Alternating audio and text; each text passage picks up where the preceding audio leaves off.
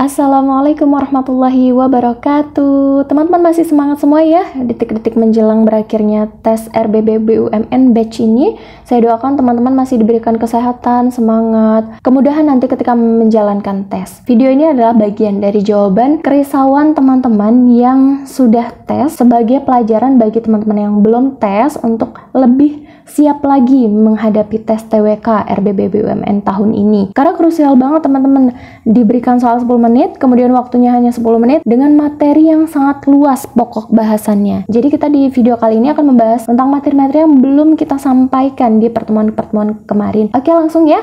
Oke, ini ada tentang Pancasila. Pancasila ini sudah kita pelajari ya kemarin ya. Oke, kita skip dulu ya apa-apa yang sudah kita pelajari. Kemudian Pancasila sebagai pandangan hidup bangsa ini sudah kita pelajari juga. Kemudian sejarah perumusan Pancasila mulai dari usulan Muhammad Yamin, kemudian usulan Supomo, usulan Insinyur Soekarno yang dibahas di BPUPKI yang disusun oleh Panitia 9, kemudian dikenal dengan Piagam Jakarta, kemudian memiliki rumusan Pancasila seperti ini, kemarin sudah kita bahas. Kalau teman-teman butuh videonya boleh di scroll, atau kalau mau disampaikan ulang boleh disampaikan di kolom komentar, nanti insya Allah dipertimbangkan untuk disampaikan ulang atau tidaknya. Kemudian disclaimer pada teman-teman, kalau kiranya teman-teman butuh efisiensi, teman-teman boleh tidak melihat screen di video kali ini, teman-teman boleh melakukan aktivitas yang lain, tapi tetap didengarkan video ini ya. Baik, lanjut ya. Kemudian nilai-nilai Pancasila, ini kita sudah sampaikan kemarin di 45 butir pengamalan Pancasila. Kemudian ada perbandingan ideologi. Mungkin ini nggak terlalu krusial ya untuk disampaikan, tetapi mungkin akan saya bahas sedikit saja. Perbandingan ideologi kurang lebih bahwa ideologi yang berkembang di dunia ini ada komunisme, liberalisme, Pancasila. Ada banyak sekali ideologi yang ada di dunia ini, tetapi yang pernah masuk ke Indonesia ini ada 3, komunisme, liberalisme, dan Pancasila. Apa perbedaan yang paling mendasar? Yang pertama bahwa Pancasila HAM-nya itu dilindungi tanpa melupakan kewajiban asasi. Kalau liberalisme, HAM itu dijunjung secara mutlak, jadi cenderung bebas ya. Kemudian kalau komunisme, HAM itu diabaikan. Kemudian ketika Pancasila, nasionalisme itu dijunjung tinggi. Liberalisme, nasionalismenya diabaikan. Berbanding terbalik ya dengan HAM-nya, liberal nggak butuh nasionalisme. Liberal hanya butuh HAM, maksudnya cenderung bebas gitu ya. Kemudian di paham komunisme, nasionalisme itu ditolak. Kemudian Pancasila ketika mengambil sebuah keputusan itu dapat melalui musyawarah atau mufakat. Ketika itu tidak tercapai mufakat, maka diadakan pemungutan suara. Kalau liberalisme, keputusan itu melalui suara yang terbanyak atau voting. Kalau komunisme, keputusan di tangan pimpinan partai. Negara mana yang menganut paham komunisme? Uni Soviet. Kemudian Pancasila ini tidak ada dominasi kelompok, kemudian partai, dan sebagainya. Kalau liberalisme, dominasi mayoritas. Kalau komunisme, dominasi partai. Sehingga biasanya di negara-negara komunisme ini hanya ada satu partai gitu ya, atau 2 partai saja, oposisi dan partai pemerintah saat ini. Nah, kemudian kita akan membahas Undang-Undang Dasar 1945, tetapi bukan di bagian amandemen dan non-amandemennya. Karena kemarin sudah kita bahas, kita akan membahas tentang konstitusi yang pernah berlaku di Indonesia. Masih ingat ya kemarin bahwa Indonesia itu pernah menjadi negara Indonesia Serikat dan lain sebagainya, maka mengikuti perkembangan bentuk negara Republik Indonesia, konstitusi juga menyesuaikan dengan bentuk negara saat itu. Konstitusi yang pernah berlaku di Indonesia, yang pertama yaitu Undang-Undang Dasar 1945. Ini berlaku saat proklamasi sampai 7 Desember 49 ya. Jadi hanya berlaku 4 tahun Undang-Undang Dasar 1945. Kemudian ini ditetapkan oleh PPKI ya, yang waktu itu punya hasil akhir berupa Undang-Undang Dasar 1945 ini pada tanggal 18 Agustus 1945. Masih ingat ya di video beberapa waktu yang lalu. Kemudian pada saat ditetapkan Undang-Undang Dasar 1945 ini terdiri dari pembukaan, pembukaan ini ada 4 alinea yang seperti sampai saat ini kita ketahui.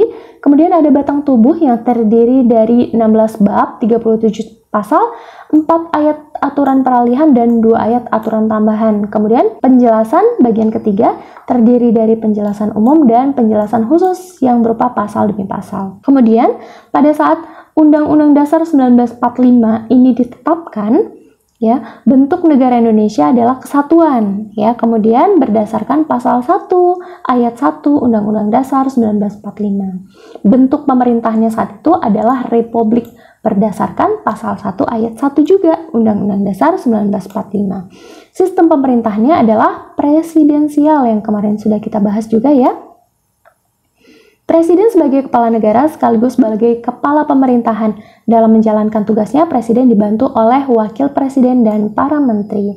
Kemudian, pada tanggal 1949, Indonesia pernah menjadi Republik Indonesia Serikat, sehingga konstitusinya juga menyesuaikan menjadi Konstitusi Republik Indonesia Serikat.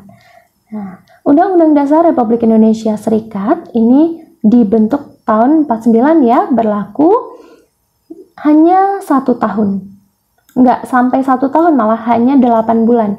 Dari 27 Desember 49 sampai 17 Agustus 1950. Kemudian Undang-Undang RIS waktu itu terdiri dari mukadimah, kemudian batang tubuh. Bentuk negara Indonesia adalah serikat atau federasi. Bentuk pemerintahan Indonesia adalah republik berdasarkan pasal 1 ayat 2 Konstitusi RIS.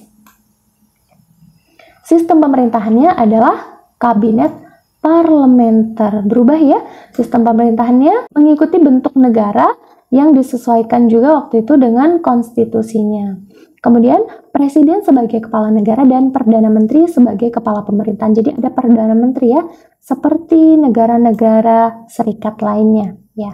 Kemudian saat itu RIS dibubarkan sehingga konstitusi juga berubah, menyesuaikan menjadi Undang-Undang Dasar Sementara atau UUDS tahun 50. RIS-nya dibubarkan nih tahun 50, ya.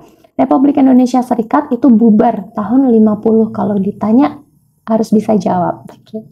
Kemudian sistematika Undang-Undang Dasar Serikat tahun 50 itu terdiri dari mukadimah, kemudian 6 bab, yaitu bab 1, bab 2 sampai bab 6 yang terdiri dari bab 1 Negara Republik Indonesia, kemudian bab 2-nya adalah alat-alat kelengkapan negara, bab 3-nya tugas alat-alat kelengkapan negara, bab 4-nya pemerintahan dan daerah-daerah swapraja, bab kelima-nya adalah konstituante, dan bab ke-6-nya adalah perubahan ketentuan-ketentuan peralihan dan ketentuan-ketentuan penutup.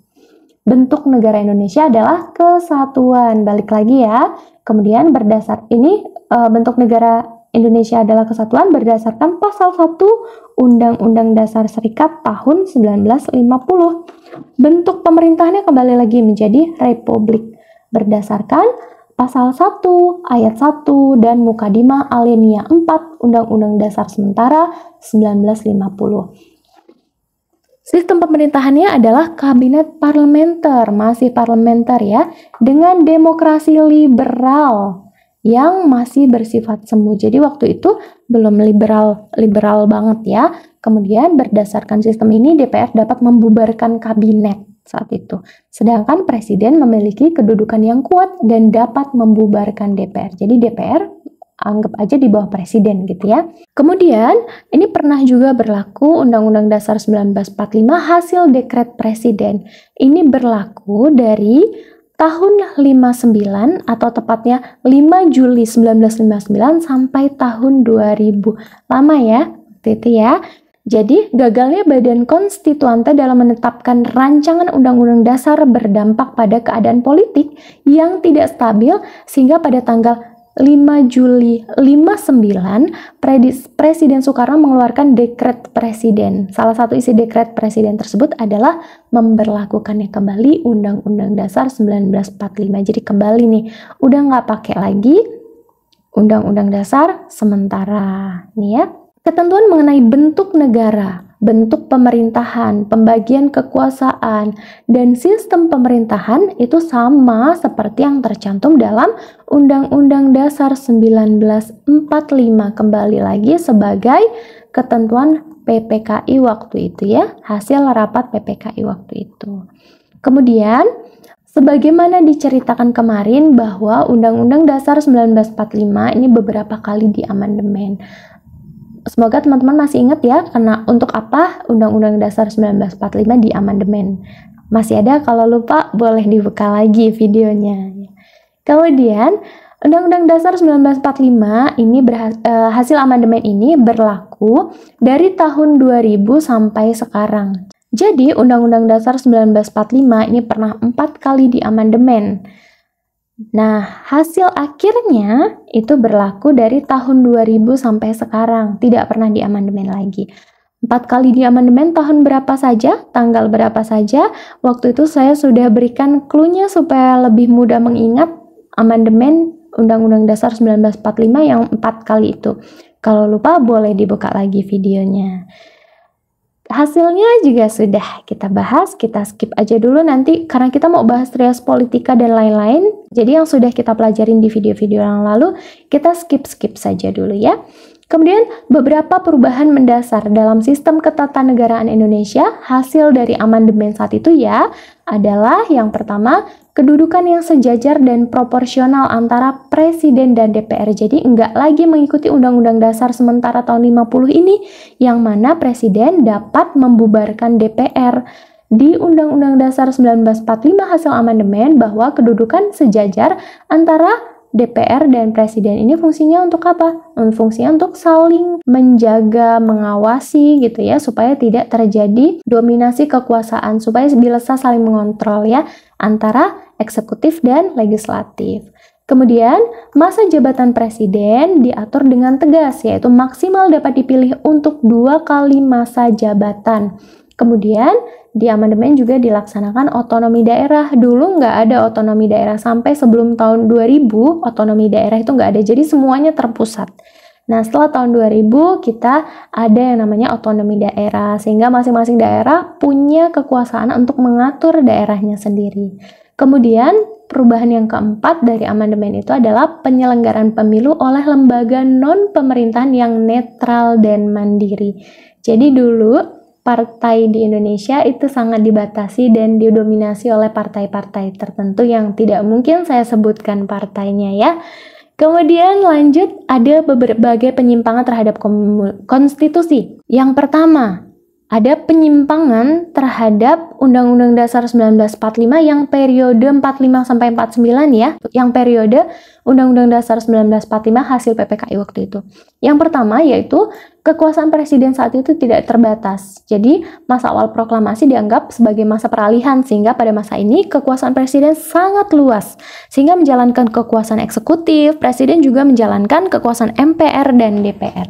Jadi waktu itu selain menjalankan eksekutif, presiden juga menjalankan legislatif. Di samping presiden hanya ada wakil presiden dan KNIP sebagai pembantu presiden. Komite Nasional Indonesia Pusat. Nggak ada menteri ya. Kemudian, pergantian sistem kabinet presidensial menjadi kabinet parlementer menjadikan para menteri diangkat dan bertanggung jawab kepada parlemen atau DPR. Jadi waktu itu para menteri ini nggak bertanggung jawab kepada presiden. Kalau sekarang kan menteri bertanggung jawabnya terhadap presiden ya, karena dianggap menteri adalah untuk membantu tugas-tugas presiden. Waktu itu menteri bertanggung jawabnya kepada DPR atau parlemen ya. Parlemen itu adalah DPR ya, atau dewan ya.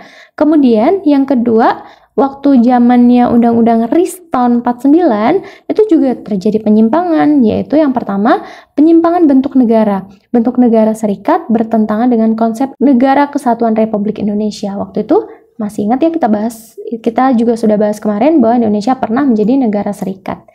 Kemudian pergantian Undang-Undang Dasar 45 menjadi Undang-Undang RIS saat itu.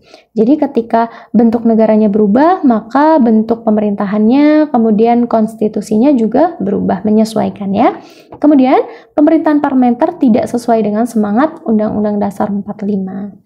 Kemudian ketika dijalankan Undang-Undang Dasar sementara tahun 1950, ini juga terjadi penyimpangan lagi, Yang pertama, bahwa persaingan tidak sehat dengan ditetapkannya demokrasi liberal ditafsirkan sebagai kebebasan mutlak bagi setiap orang dan partai politik, sehingga timbul persaingan yang tidak sehat yang mengancam persatuan dan kesatuan bangsa. Kemudian juga terjadi instabilitas nasional akibat dari sering berganti-gantinya kabinet saat itu, sehingga program-program yang disusun sebelumnya itu nggak berjalan. Kemudian ketika berlakukannya Undang-Undang Dasar 45 periode 59 sampai 65, jadi waktu itu ada nanti kita bahas ya. Jadi waktu itu ada namanya Orde Lama. Pada periode siapa Orde Lama ini berlaku? Pada periode Presiden Soekarno.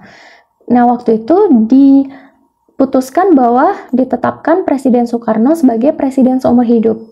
Ini disetujui melalui TAP MPR nomor 3 MPRS tahun 63. Kemudian apalagi? Yaitu rangkap jabatan, kemudian kekuasaan presiden tidak terbatas, kemudian tidak berjalannya hak budget DPR karena pemerintah tidak mengajukan rancangan undang-undang APBN untuk mendapatkan persetujuan DPR. Kemudian saat itu setelah Soekarno maka dipimpinlah oleh Soeharto. Nah, ini namanya Orde Baru ketika dipimpin oleh Soeharto. Juga terjadi penyimpangan, yaitu yang pertama, sistem demokrasi yang dijalankan bersifat feodalisme. Kemudian saat itu juga terdapat pembatasan aspirasi, ya. Ini mungkin saya agak sedikit paham ya, karena ketika Presiden Soeharto saya sudah agak cukup mengerti tentang sistem pemerintahan saat itu. Kemudian kebebasan berbicara waktu itu dibungkam. Saat itu terjadi pembatasan aspirasi ya. Tapi saya nggak bisa cerita lebih luas ya. Kemudian ekonomi kerakyatan tidak berjalan. Kemudian supremasi hukum ini juga tidak berjalan. Kemudian lembaga legislatif itu juga tidak berjalan. Kemudian munculnya KKN ya, korupsi, kolusi, dan nepotisme yang tapi saat itu juga dibungkam. Amandemen Undang-Undang Dasar 1945 ini akibat apa sebenarnya? Akibat Orde Baru saat itu, di mana Presiden Soeharto saat itu menjabat selama 32 tahun sebenarnya itu, dan kemudian kejadian-kejadian saat itu yang tidak sesuai dengan keinginan rakyat sehingga konstitusi dipertimbangkan untuk diamandemen agar tidak mengakibatkan kerancuan ya atau double tafsir ya. Amandemen ini adalah penambahan atau perubahan pada sebuah konstitusi yang merupakan bagian yang tidak terpisahkan dari naskah aslinya ya. Amandemen ini terjadi karena sebuah konstitusi dimungkinkan multitafsir atau double tafsir ya. Amandemen itu dilaksanakan harus dengan ketentuan yang pertama tidak mengubah pembukaan Undang-Undang Dasar 1945. Ini nggak boleh mengubah. Kemudian mempertahankan bentuk nyata Negara Kesatuan Republik Indonesia. Kemudian tetap mempertahankan sistem presidensial, jadi nggak mau lagi parlemen. Saat itu pernah kan ya disepakati parlementer, tapi tetap mempertahankan sistem presidensial supaya saling mengawasi antara legislatif dan eksekutif. Kemudian penjelasan Undang-Undang Dasar 1945 yang bersifat normatif dimasukkan ke dalam pasal-pasal. Kemudian perubahan dilakukan secara adendum. Tujuannya apa? Untuk memenuhi tuntutan reformasi, untuk merevisi ulang Undang-Undang Dasar 1945 agar isi Undang-Undang Dasar 1945 lebih jelas setelah diamandemen. Apa saja hasil amandemennya? Yang pertama, adanya pembatasan atas kekuasaan presiden di Indonesia ini ya. Kemudian memperkuat dan menegaskan kembali peran kekuasaan legislatif di Indonesia, mencantumkan hak asasi manusia Indonesia, menegaskan kembali hak dan kewajiban negara ataupun warga negara, otonomi daerah dan hak-hak rakyat di daerah, pembaruan lembaga-lembaga negara sehingga tidak ada lagi istilah lembaga tertinggi negara dan lembaga tinggi negara. Ini tahap-tahap amandemen ini sudah kita bahas, ini kita skip supaya lebih mengefisiensi waktu. Nanti kita lanjut ke sistem tata negara di Indonesia, ada trias politika ya. Kemudian pelaksanaan demokrasi, ini ada demokrasi liberal, parlementer terpimpin, dan lain sebagainya, demokrasi Pancasila dan lain sebagainya. Kemudian pemilu, kemudian struktur ketatanegaraan, kemudian tugas wewenang MPR, DPR, BPK, MA, MK, KY, DPD. Nanti insya Allah kita akan bahas ya. Kemudian sistem pemerintahannya juga kalau mau dibahas boleh komen ya, karena sistem pemerintahan sudah kita bahas di video sebelumnya. Kemudian kita bahas tata perundang-undangan nasional. Ada Undang-Undang Dasar, kemudian TAP MPR, Undang-Undang, Perpu, kemudian PP, Kepres, Perda, dan lain sebagainya. Lihat ini kita masih setengahnya. Nanti boleh ya, tetap ditonton videonya. Terima kasih. Sukses selalu, dilancarkan semua urusannya. Semangat selalu teman-teman yang belum tes. Buat yang sudah tes, saya ucapkan selamat. Dan semangat untuk melaju ke tes TBI. Terima kasih. Assalamualaikum warahmatullahi wabarakatuh.